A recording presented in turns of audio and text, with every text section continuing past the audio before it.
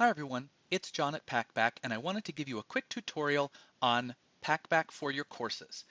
Now, when you follow the link that was in your learning management system, or if you don't have a link in your learning management system, the link to the course in Packback, you're going to arrive at this home page.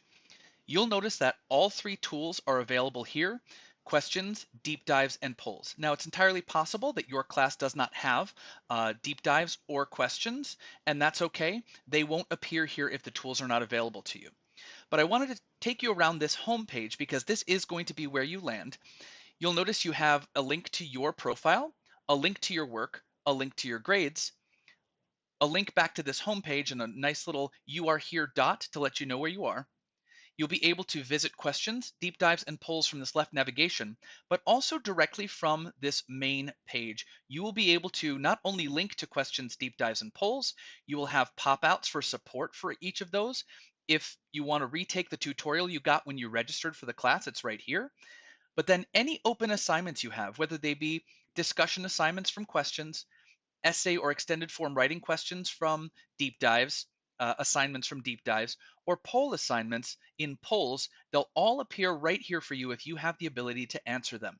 So let's start with questions. You'll notice you can actually just click this blue button. If you didn't start the assignment yet, you'll notice you've got your due date for your first question due by Friday, and then your final responses due by Sunday. All of the due dates will be laid out right there for you on this open assignments button. So I've already cheated a little bit, and I've gone into start to ask a question. Now, you're meant to ask an open-ended question and describe the background of your question, maybe your perspective on your question, and a further invitation to clarify for your fellow students in order to make for meaningful academic discussion.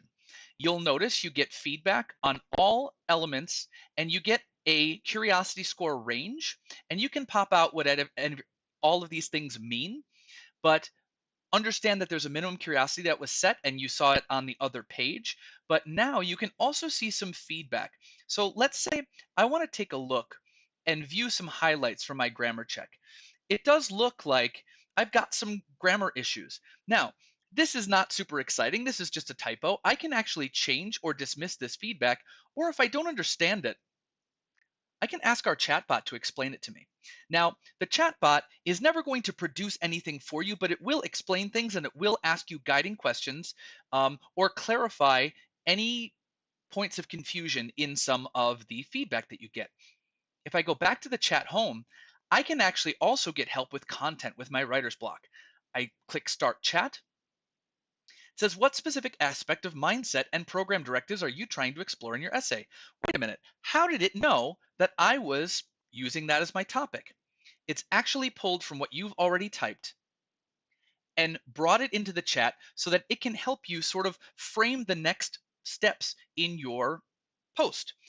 I might just say, I need examples. And it's actually going to ask me some guiding questions as to what possible examples might I need to include here. Now, you can chat with the chatbot as well, but let's say you're sure about your sources, you're sure about examples, you already have a source. Let's say I want to add a source. Maybe it's just from the lecture. And so I don't have an ISBN for a book, I don't have a DOI for a journal article, I don't have a URL for a website, I'm just referencing my class lecture from the other day. Well, I click search and it says we can't find that source to generate your citation. Do you want to add that source manually? Yes, I do. I'm going to add that there. That's especially useful if you're already typing in, let's say, an APA reference that's perfectly formatted. But the other thing you can do is if you do have one of those things, like let's say from a journal, you have a DOI link, you can search for it. It'll find the article that you found. We can save and close, and it'll actually give you a credibility check. So it'll let you know, hey, this is a peer-reviewed journal. Hey, this is a highly reputable journal, and it's been cited by 21 other researchers. So as you go in and you add sources, it'll actually help you evaluate what sources are the best for communicating your purpose. Now, back to my homepage. Well, let's say I have a poll assignment for the week.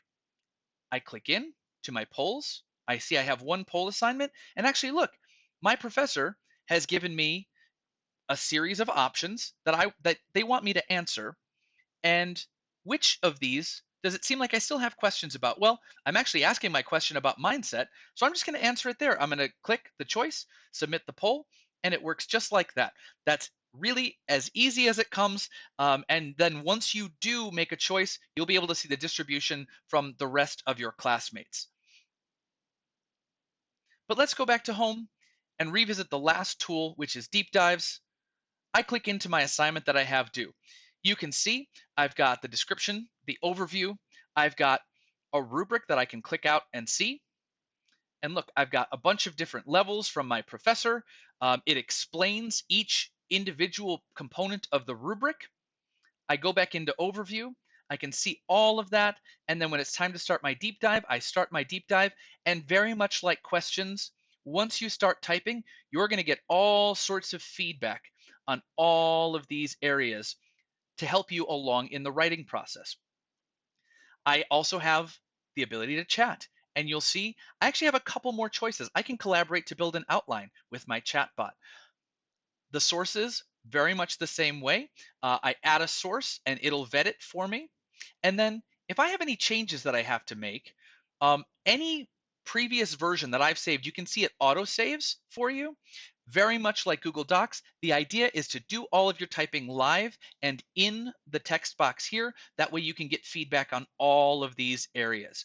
You'll notice you can still click in, and in the same page, you can see the assignment prompt from your instructor. You can see the rubric components so that you can make sure that you have everything in order.